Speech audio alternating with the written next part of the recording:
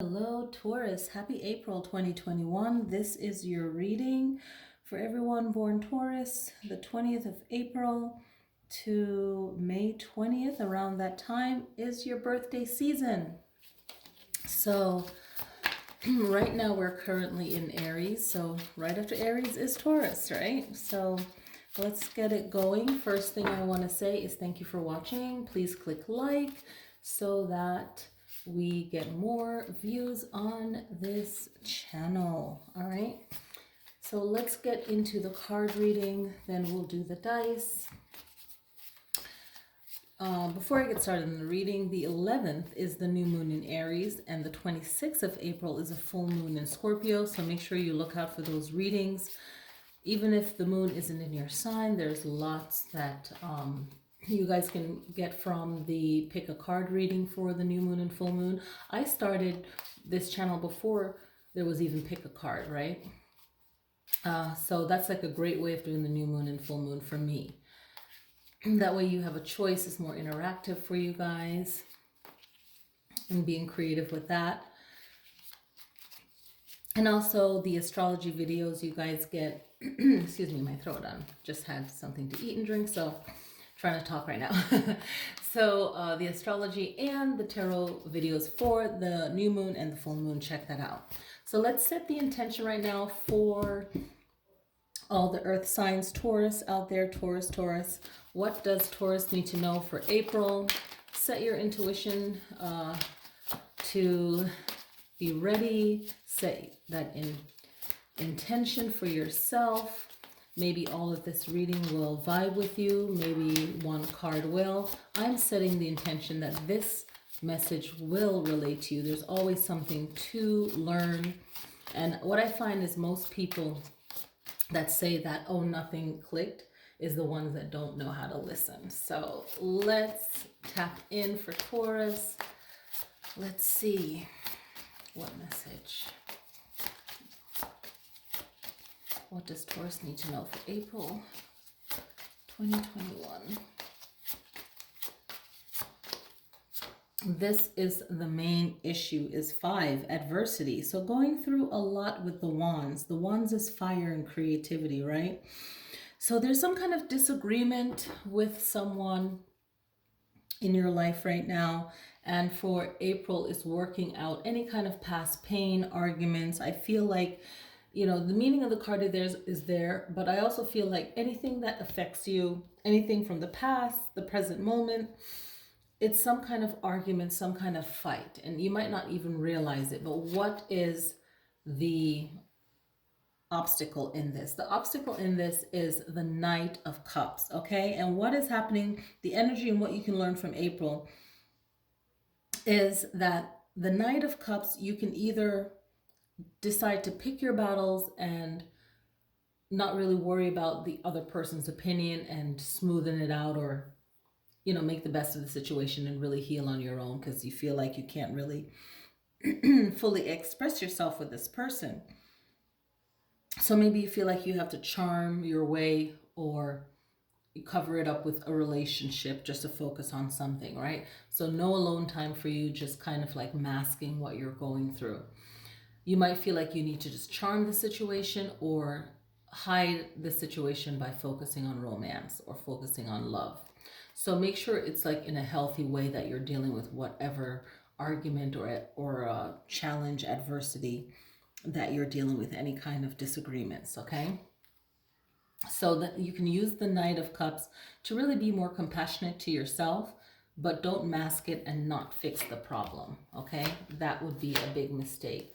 What can give you more grounding in your life is really to know where you're going. The Emperor is saying, you know, set plans, be committed, be connected to the earth. The Emperor has been through all the levels, right? And chose this major arcana role to be in, right? All the elements.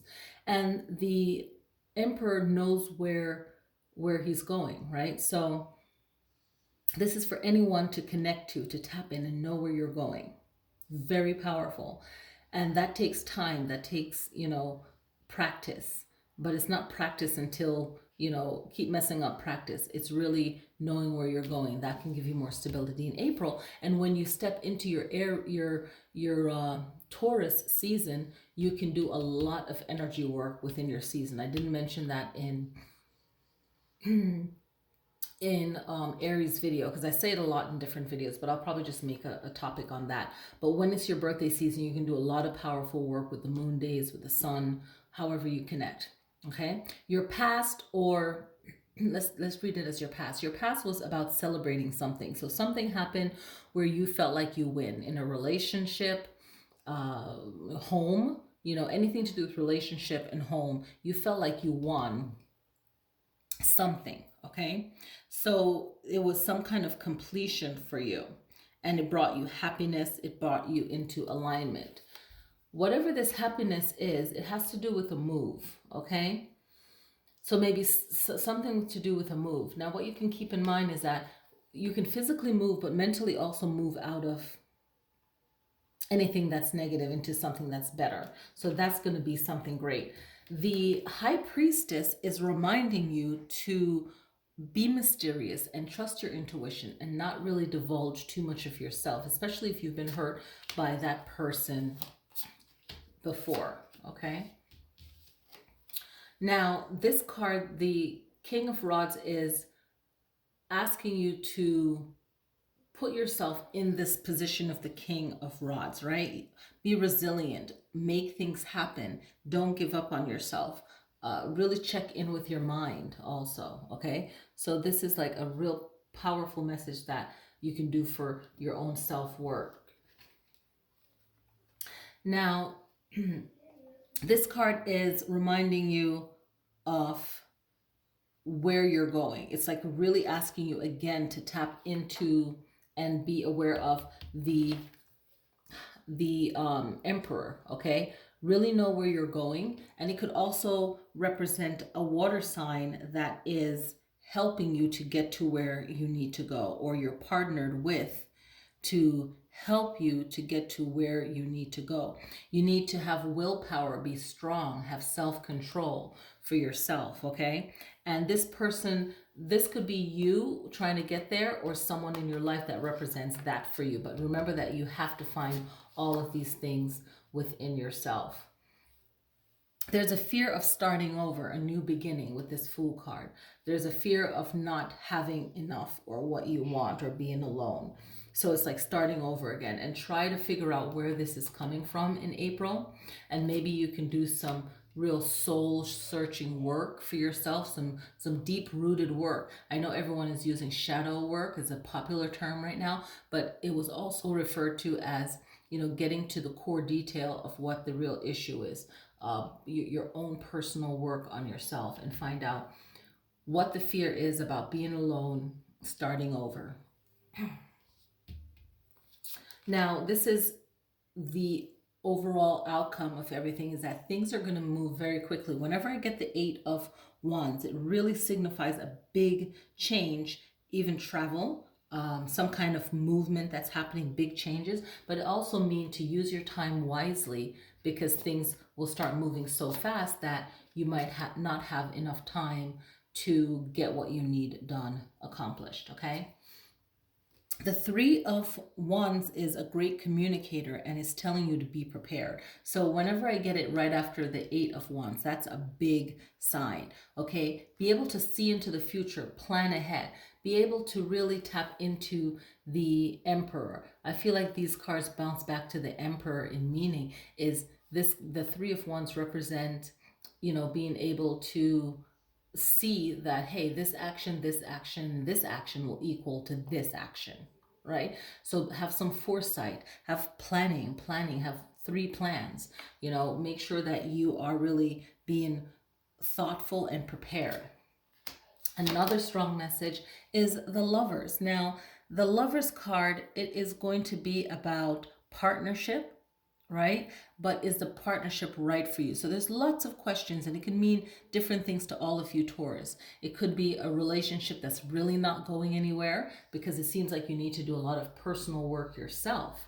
Okay, and it could be that there is some kind of union in this move, whatever move you're doing. There's something happen where there's now a more personal relationship. But from everything here, it's saying that this relationship can't mask the work that needs to be done. The other message is your own personal work with this Eight of Pentacles. The Eight of Pentacles is a cycle, but it's also, it represents changing. It represents having more education, maybe for yourself, or being more focused in on something that will give you more stability and monetary freedom. Okay? What's a sign that you can learn from in April? A sign that you can learn from in April. Oh my gosh, we keep landing on the Virgo. So Virgo is a sign that you can learn from, another earth sign. Virgos are very organized and responsible. They are very strong in, and I feel like all the earth signs can learn from each other, you know, where they may find that they fall short. So what qualities in Virgo, that's more for you than for me to say, that you find that would be helpful for you? Okay, what planet could you meditate on or use this month in the month of April? And I landed on the sun again. Okay, so I don't know if it lands, it lands. If it's the next reading and it lands again, but the sun is very powerful to learn from. We're in springtime now, so the sun is that planet or that star, if you will, that gives us life and gives us nutrients. So look into the sun and see what the sun provides for the earth, even the solar system, and see how that relates to your life. Okay, I hope you guys enjoy the reading. Thank you guys for tuning in, and I will see you guys next time. Don't forget to click like. Let me know what card you feel very strongly connected to. I feel like the Emperor was really powerful, and a lot of the other cards played on that. So I will see you guys in the next video. Thank you guys for watching.